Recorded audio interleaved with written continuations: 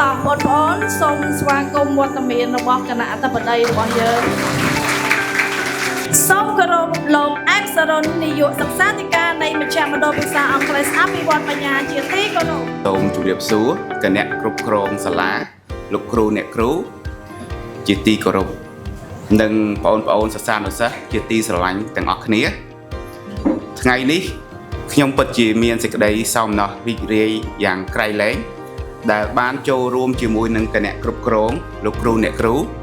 និងបងប្អូនសិស្សានុសិស្សក្នុងកម្មវិធីចែកប័ណ្ណសរសើរដល់សិស្សដែលមានអាកប្បកិរិយាល្អសរសេរស្អាតនិងប្រធានថ្នាក់ឆ្នើមអបអរសាទរ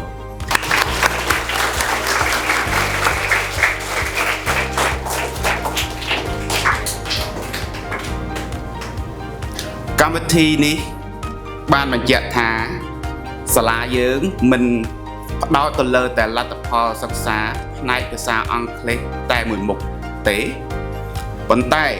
យើងក៏យកចិត្តទុកទៅលើផ្នែកសីលធម៌វិន័យទំនួលខុសត្រូវនិងទម្លាប់ល្អ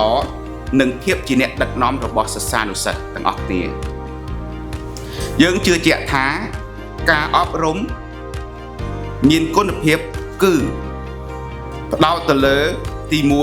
1គុណភាពចំណេះដឹងទី2សមត្ថភាពទី3ចរិតលក្ខណៈល្អដើម្បីឲ្យសិស្សានុសិស្សអាចប្រឈមមុខនឹងអនាគតដោយមានភាពជឿជាក់និងមានទំនួលខុសត្រូវចំពោះខ្លួនឯងគ្រួសារនិងសង្គមជាតិអាកប្បកិរិយាល្អគឺជាផ្នែកដ៏សំខាន់មួយដែលសិស្សានុសិស្សមានចំណេះដឹងប៉ុន្តែបើខ្វះការគោរពខ្វះទំនួលខុសត្រូវនិងមិនអាចប្រើប្រាស់ចំណេះដឹងរបស់ខ្លួនបានពេញលេញឡើយអាកប្បកិរិយាល្អចាប់ផ្ដើមពីរឿងតូចដូចជាការចេះគោរពលោកគ្រូអ្នកគ្រូគោរពមាតាបិតាយកចិត្តទុកដាក់ទៅលើការរៀនសូត្រការស្ដាប់អ្នកដទៃនិងការនិយាយស្ដីបែបសុភាពរាបសារនិងគោរពវិន័យសិស្សដែលមានអាកប្បកិរិយាល្អមិនត្រឹមតែធ្វើឲ្យខ្លួនឯងទទួលបានការគោរពប៉ុណ្ណោះទេប៉ុន្តែយើងចូលរួមចំណែកបង្កើតបរិយាកាសសិក្សាឲ្យមានសុវត្ថិភាពនិងមានការគោរពគ្នាទៅវិញទៅមកដូច្នេះហើយសិស្សដែលទទួលបានសរសើរនៅថ្ងៃនេះបន្តរក្សាគុណភាពដ៏មានតម្លៃនេះឲ្យបានជាប់លាប់និងក្លាយជាគំរូល្អសម្រាប់មិត្តរួមថ្នាក់និងក្រៅថ្នាក់មួយវិញទៀតតកតងទៅនឹងការសរសេរស្អាត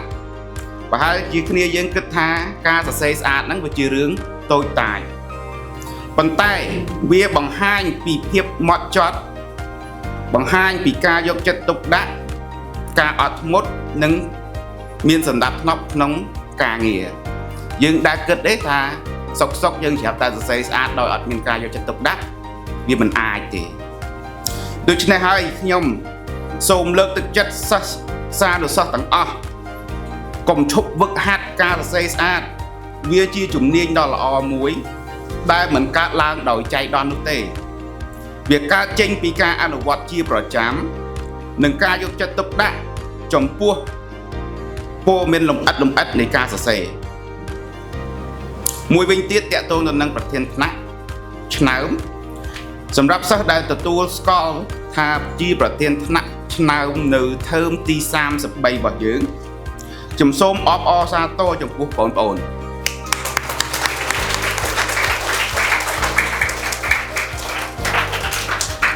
ការធ្វើជាប្រធានថ្នាក់ឆ្នើមមិនគ្រាន់តែជាតួនាទីមួយដែលជួយគ្រូអ្នកគ្រូប៉ុណ្ណោះទេឬក៏វាមិនមែនគ្រាន់តែជាការជួយរៀបចំសកម្មភាពរៀនប៉ុណ្ណោះទេវាជាឱកាសមួយសម្រាប់បងប្អូនសិស្សានុសិស្សរៀនអំពីភាពជាអ្នកដឹកនាំអញ្ចឹងវាជាឱកាសមួយដ៏ត្រចះត្រចង់ដែលជួយពង្រឹងបងប្អូនតាំងពីតូចឲ្យមានភាពជាអ្នកដឹកនាំនៅក្នុងខ្លួននឹងក្លាយជាមូលដ្ឋានដ៏រឹងមាំសម្រាប់ការអភិវឌ្ឍខ្លួនទៅជាអ្នកដឹកនាំល្អនៅថ្ងៃអនាគតចំពោះក្មួយដែលមិនបានទទួលបានសរសើរនៅថ្ងៃនេះ សូមចងចាំថាបានសរសើរនេះមិនមែនជាចំណុចបញ្ចប់ទេថ្ងៃនេះវាអាចជារបស់ពួកគេថ្ងៃស្អែកវាអាចជារបស់ពួកយើងដូច្នេះហើយគឺយើងត្រូវតែប្រឹងអភិវឌ្ឍខ្លួនជាប្រចាំក្នុងឱកាសដ៏មានន័យនេះខ្ញុំសូមថ្លែងអំណរគុណយ៉ាងជ្រាលជ្រៅចំពោះគណៈគ្រប់គ្រងសាលាលោកគ្រូអ្នកគ្រូ